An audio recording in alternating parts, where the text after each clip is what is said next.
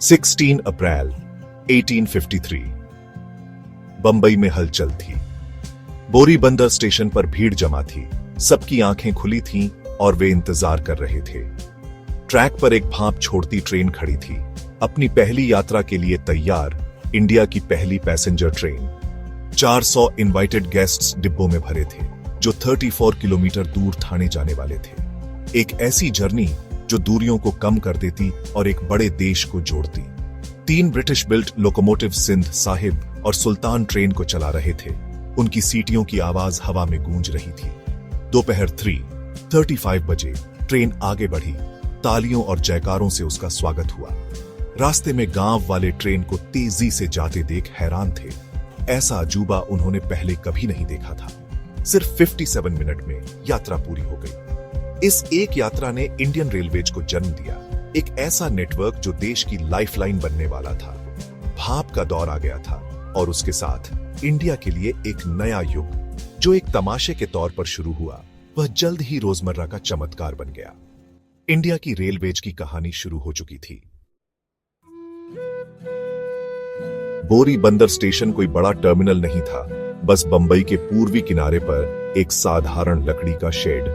कोई आर्क नहीं, कोई गुंबद नहीं, बस एक प्रैक्टिकल प्लेटफॉर्म जो एक ही मकसद के लिए बना था, इंडिया की पहली रेलवे लाइन शुरू करने के लिए। बोरीबंदर नाम इसकी जड़ों को दिखाता था। बोरी बोरियों के लिए, बंदर पोर्ट के लिए, ट्रेड और कॉमर्स की जगह। सदियों से यह जगह दूर देशों में जाने वाले सामानों से भरी रहती थी।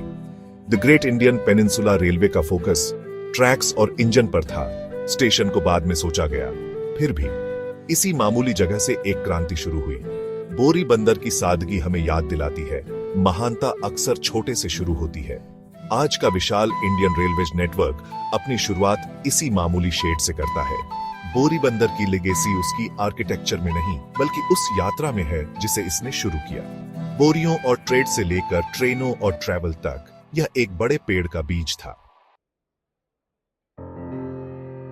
जैसे जैसे बंबई बढ़ा, लकड़ी के बोरीबंदर स्टेशन की जगह बड़े सपने ने ले ली। 1878 में एक नए टर्मिनल विक्टोरिया टर्मिनस का कंस्ट्रक्शन शुरू हुआ, जिसे फ्रेडरिक विलियम स्टीवंस ने विक्टोरियन गॉथिक स्टाइल में डिजाइन किया था। नतीजा यूरोपियन और इंडियन आर्किटेक्चर का एक शानदार मेल, जिसमें बुर्ज, आर्क और एक बड़ा सेंट्रल गुंबद था। 1888 में खुला, यह ट्रैवल का महल बन गया, जो प्रोग्रेस और पावर का प्रतीक था। बाद में छत्रपति शिवाजी महाराज टर्मिनस CSMT नाम दिया गया। यह मुंबई का आइकॉन बना हुआ है। 2004 में यूनेस्को ने इसे वर्ल्ड हेरिटेज साइट घोषित किया। एक लकड़ी के शेड से एक ग्लोबल लैंडमार्क में बदलाव मुंबई के अपने विकास को दिखाता है। CSMT विजन, इंजीनियरिंग और एक शहर की भावना का प्रमाण है। बोरीबंदर से CSMT तक की यात्रा ट्रांसफॉर्मेशन की एक कहानी है। आज लाखों लोग CSMT से गुजरते हैं। उन्हें इसके बोरीबंदर के रूप में मामूली शुरुआत का पता नहीं होता। ओरिजिनल नाम फीका पड़ गया है। स्टेशन की शान और ग्लोबल फेम ने उसे ढक दिया है। फिर भी बोरीबंदर को भूलने का मतलब है उस पायनियरिंग भावना को खो देना जिसने इंडियन रेलवेज को शुरू किया था। उस साधारण स्टेशन से पहली यात्रा विश्वास का एक काम थी, भविष्य में एक बोल्ड छलांग। बोरीबंदर को याद करना इंडिया की रेलवे क्रांति की जड़ों का सम्मान करता है। इसकी लेगेसी पत्थर में नहीं खुदी है, बल्कि एक देश को जोड़ने के विचार में रहती है। CSMT के शानदार मुखौटे के नीचे एक लकड़ी के शेड और एक सपने का अदृश्य इतिहास है।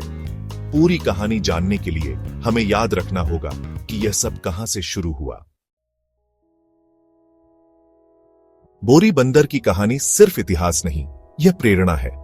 इसे शेयर करके हम रेलवे के लिए आश्चर्य को फिर से जगाते हैं, जो इंडिया को एक साथ बांधती है। कल्पना कीजिए, स्कूल के बच्चे CSMT जाते हैं, न केवल आर्किटेक्चर के बारे में सीखते हैं, बल्कि उस मामूली स्टेशन के बारे में भी सीखते हैं जिसने यह सब शुरू किया था। हर बार बताने से बोरीबंदर की याद जिंदा रहती है। अगली बार जब आप ट्रेन में चढ़ें, तो लकड़ी के शेड और पहले 400 पैसेंजर्स को याद करें। आइए हम अतीत का सम्मान करें और भविष्य को प्रेरित करें। एक समय में एक कहानी, उस पहली यात्रा की भावना जिंदा रहती है जब तक हम उसे बताना याद रखते हैं।